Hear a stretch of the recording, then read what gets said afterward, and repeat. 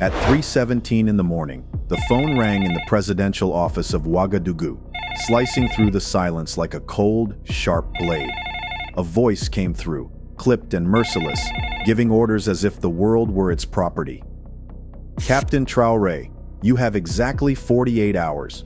Restore our mining contracts, reinstate our surveillance partnerships, reverse every decision you've made that conflicts with Israeli interests.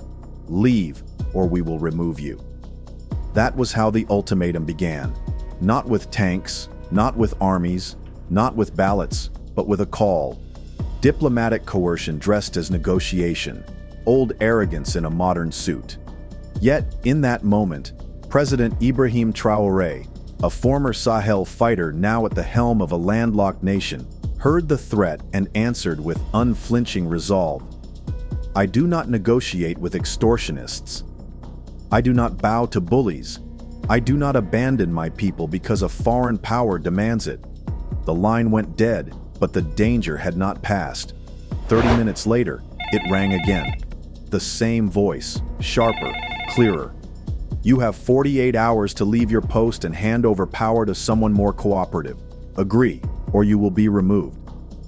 Traoré did not hesitate. He responded with the same steadfastness, repeating that he would not bend, would not kneel, and would not betray his country. Hanging up, he felt not fear, but clarity. The threat was real, yet his resolve was sharper. He picked up the secure line and called his security chief. Sir, it's 3 a.m. I don't care.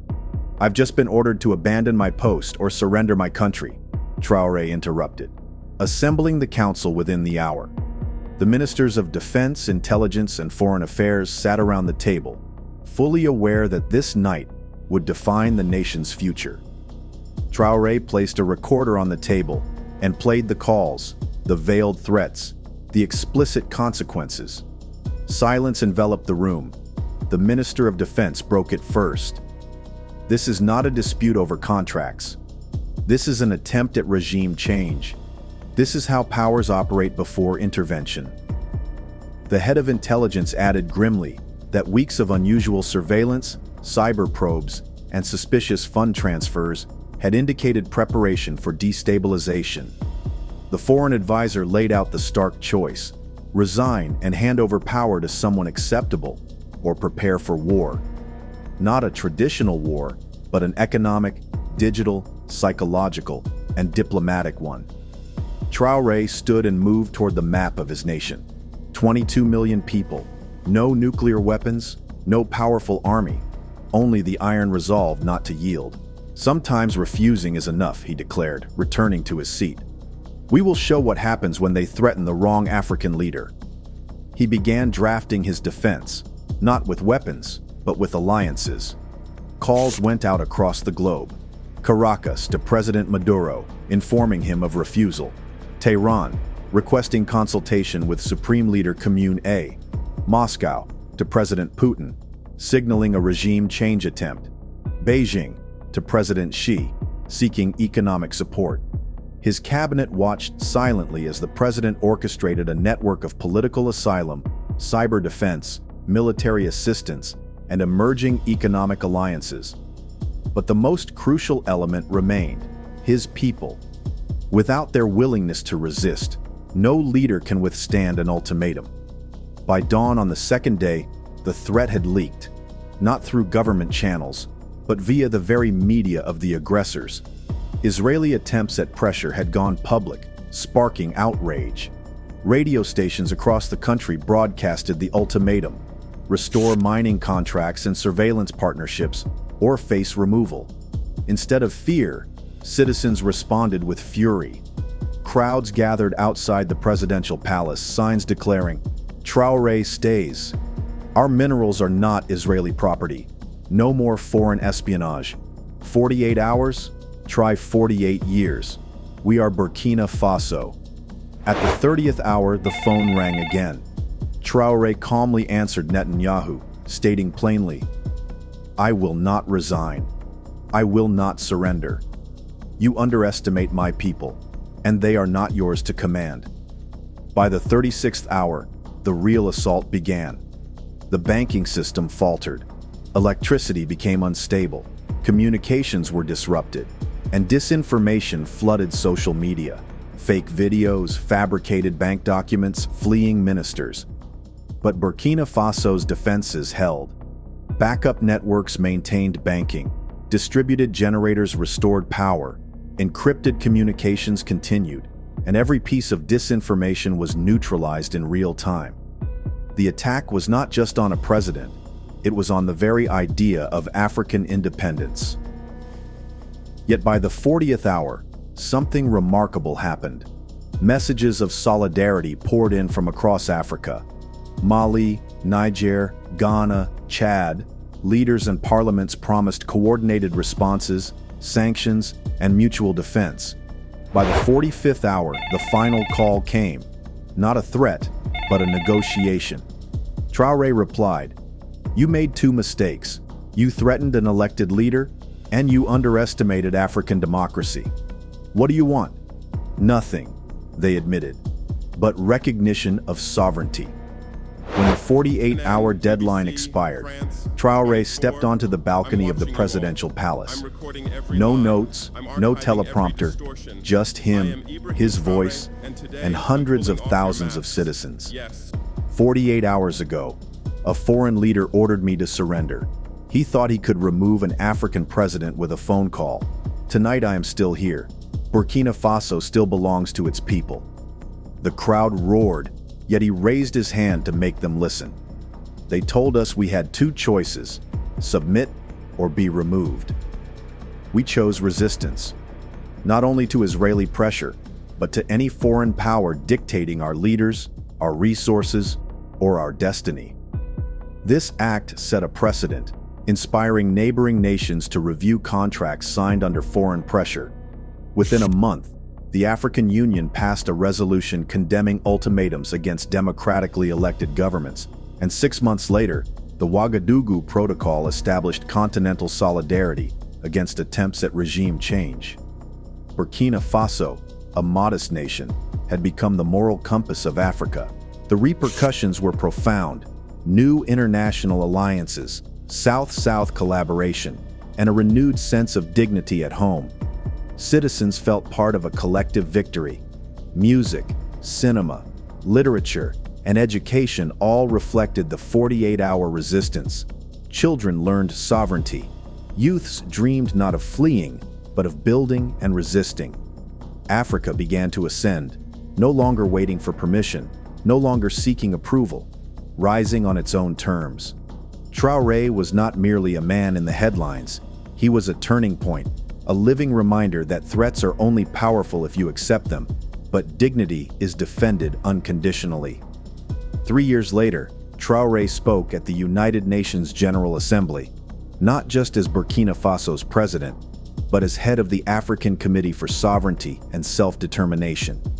He recounted the ultimatum, the 48-hour challenge, and his refusal, reminding the world that no nation has the right to dictate another's future.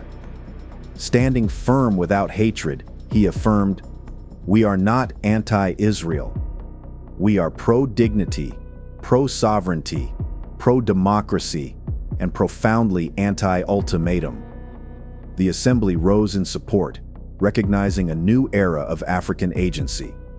Upon his return home, citizens greeted him with gratitude, not for speeches abroad, but for his unwavering refusal to yield. The story of Ibrahim Traoré taught the world, and Africa, that moral courage can define nations, that standing by one's principles creates solidarity stronger than fear, and that a single act of defiance can transform threats into powerful regional alliances. Modern conflicts are fought with information, economic coercion, and psychological tactics. Yet integrity and the refusal to compromise can change history. Burkina Faso's 48-hour resistance became a lesson in dignity, sovereignty, and the power of collective action. Africa was rising, not by submission, but by resolve, proving that when a continent says no, it can survive, thrive, and inspire generations to come. In the weeks that followed, the world began to notice a subtle but unmistakable shift. Burkina Faso's courage became a case study in resilience, discussed in university seminars from Dakar to Delhi, dissected in think tanks from Washington to Berlin, and analyzed in cafes from Cairo to Cape Town.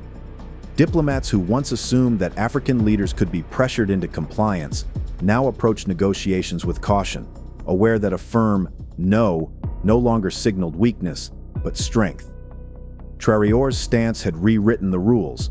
Sovereignty was not a negotiable commodity, and the continent's voice demanded respect. Meanwhile, inside Burkina Faso, life resumed with a renewed sense of purpose. Markets stabilized as local and regional investors saw opportunity in independence. Schools introduced civics lessons inspired by the 48-hour crisis, teaching students that leadership was measured not just by power or wealth, but by courage, principles, and commitment to the people.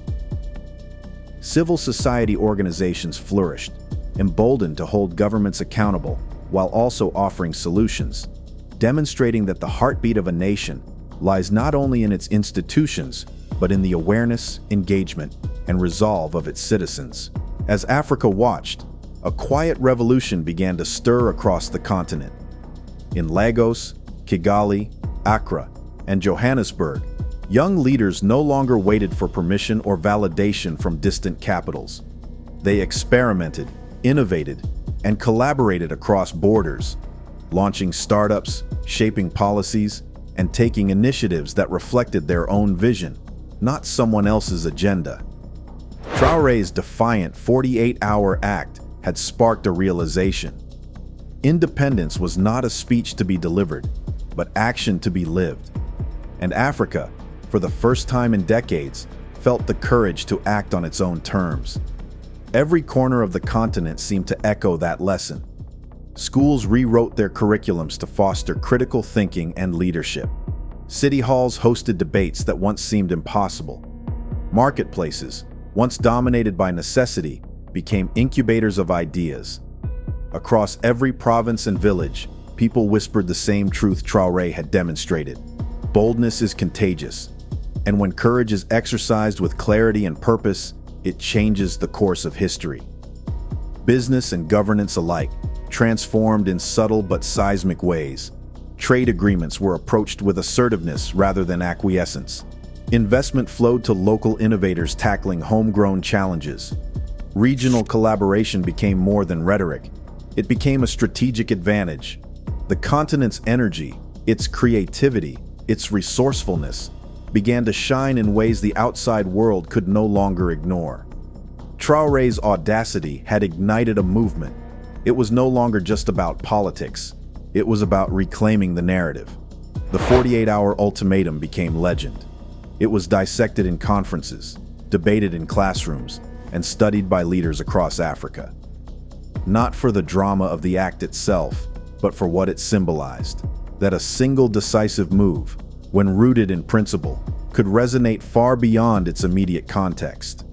Small nations drew lessons. Emerging leaders saw that courage, strategy, and unity could shift the balance of power. The continent began speaking with one voice, confident, clear, and demanding respect. Years later, the impact of those 2 days could still be felt. Traoré's name became a touchstone in speeches, policy documents, and international summits, a benchmark of decisive leadership. African diplomats and entrepreneurs cited it as proof that bold action could carve space in a world long dominated by others. Alliances, trade partnerships, and negotiations increasingly reflected Africa's priorities, not the dictates of outsiders. The continent had discovered that its voice, once muted, could now resonate with authority. Ultimately, the story of those 48 hours was more than history. It was a blueprint. It taught that courage combined with conviction can redefine narratives, that unity amplifies influence, and that dignity is defended not just with words, but with decisive deeds. Traoré's bold stance became a symbol for a continent rising, an enduring reminder that when leaders act with vision, audacity, and moral clarity, they can not only change the moment, but chart the course of a generation.